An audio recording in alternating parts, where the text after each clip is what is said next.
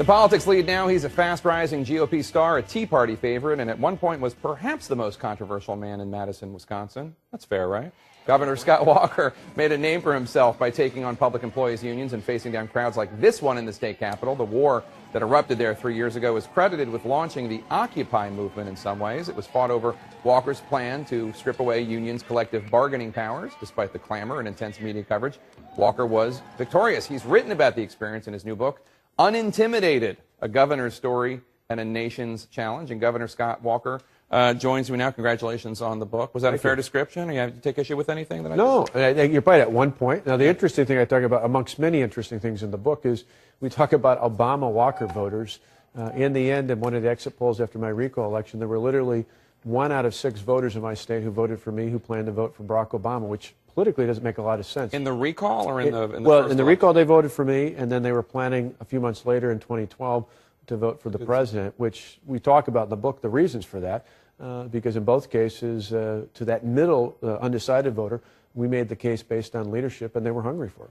Let's talk specifically about something you've been very outspoken about recently, the Affordable Care Act, Obamacare.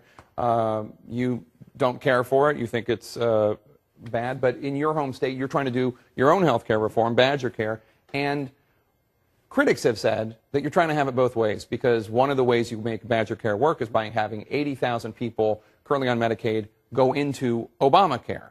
So what do you say to critics who say you can't have it both ways? You're either for it or you're against it, but you can't be against it while you're using it. Well, that's just not accurate, because what I point out is, obviously, I fought this every step of the way, ran against it twice, empowered my attorney general to join the federal lawsuit, did not take the state exchange, deferred to the federal exchange, and didn't take the Medicaid expansion.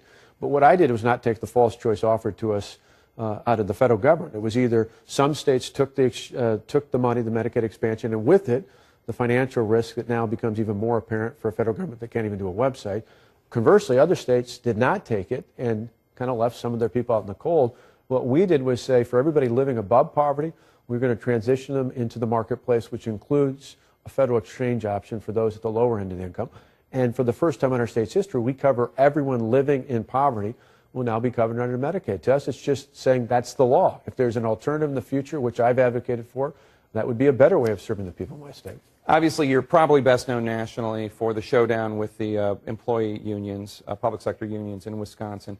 This, in your book, Unintimidated, this is how you describe the throngs of protesters that descended upon the Capitol 3 years ago. Quote, "The odor of unwashed humanity wafted through the hallways. People were smoking pot inside the Capitol. There were so many sleeping bags, inflatable mattresses, and tents that my staff often joked about how many protest babies there would be in 9 months' time." Now, I know that a lot of these protesters were very hostile to you, and you detail the many threats that you got. But that's not all the protesters. And I have to say, sometimes the tone I would hear 3 years ago, and even in this book, sounds a bit disdainful. And I wonder if, looking back, you feel that there's anything you could have done different when it comes to tone and speaking to these individuals. Well, there's no doubt about it. Not so much the tone for the protesters. There's probably nothing I could have done or said, particularly for those that came in from other states. Because originally it was people from Wisconsin. First week, 2 weeks in, we started seeing buses in from Chicago. We saw people coming in. And we didn't just have to guess. They had their signs, they had their banners, they had their jackets. Sure, they were from other unions and other places, New York, D.C., Nevada.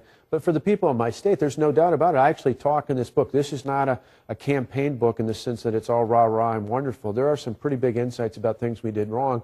One of them was, even though I talked about getting a 5% and 12% contribution from public employees during the campaign, after the election was over, I stopped talking about it. And one of the big mistakes I think I made was, in January of 2011, I was so eager to fix things, I just went out and took action without talking about it. Most politicians, whether it's in state office or federal office, just talk about things but never fix them. What I learned in retrospect is you got to do both. If I made the case not only about how and what we were doing, most importantly, why we were doing what we were doing, which we talk about in the book, I think it would have been a different outcome. You pledged 250,000 new jobs would be created by the end of your first term.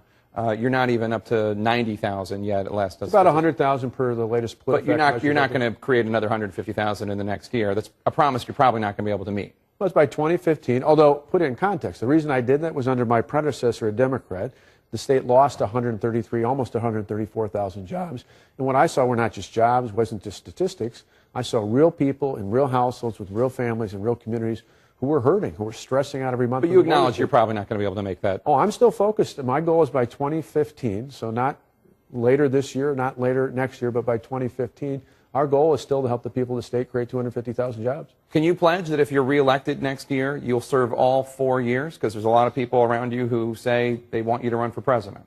You know, my focus has been not once but twice running for governor. I'm going to run again. That's what my focus is on. But you can't pledge that. I've never made promises. I didn't make it in the state assembly, didn't make it as county executive. My promises is not about the time I serve, but what I'll do in office. And I've been very clear with it, which again is why I think there were so many people who voted for me and then a few months later voted for Barack Obama, because we both made promises, very different political views, but both made bold promises.